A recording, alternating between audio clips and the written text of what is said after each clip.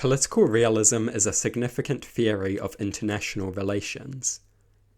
Realism is prominent as both a prescriptive and a descriptive theory. It is my view that some realists make indefensible and foolish assumptions about the nature of states. Do note that this particular criticism is not necessarily applicable to every realist. However, it does target a particular mistaken tendency that many realists seem to gravitate towards. Many realists assume that the state is a rational actor. States are ultimately concerned with security and self-preservation. They act in logical accordance with this pursuit. The assumption that the state is irrational is a mistake. This is a very foolish assumption to make. The actions of a state are determined by individuals. Often these individuals are irrational. In order for states to be rational actors, all of the individuals who dictate the actions of the state would have to be rational themselves. Yet this is often not the case. Many leaders have made decisions that undermined the security of their state. They have waged pointless wars that wasted resources and created enemies. They have neglected vital intelligence and been caught off guard by an enemy attack. They have started wars that they had no hope of winning. They have crippled their state's economy, leaving it incapable of properly funding its security. Leaders are often irrational.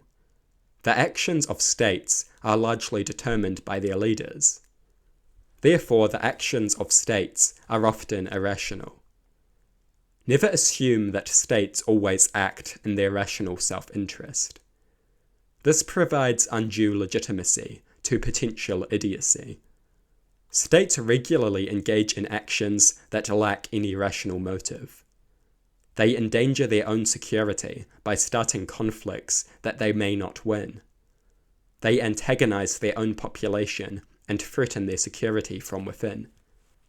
They needlessly antagonize other countries, causing unnecessary security risks. They neglect military spending or waste it on supposed assets that are in truth liabilities. States are not necessarily rational actors. States can be rational, but they can also be extremely irrational. States regularly act in ways that are blatantly contradictory, due not to changing conditions, but changing leaders. History is full of states that acted out of ideological fanaticism rather than any kind of serious rational self-interest. History is full of states that acted in service of a political or economic elite, often to the detriment of their own security. The assumption that states are rational also leaves one incapable of criticizing the state. If you assume that every state is rational, you cannot criticize any state, as you have legitimized the basis of all of its actions. The assumption that the state is irrational provides the actions of the state with undeserved legitimacy. States are not engaged in a rational pursuit of security and survival. States often take actions that endanger their security and survival for little to no gain. They do it out of ideological idiocy or to serve a small elite, or simply due to the idiocy of their leader. States are not inherently rational. They can be rational, but one should never assume that they are. This is a reductive and idiotic view that undermines analysis of the state.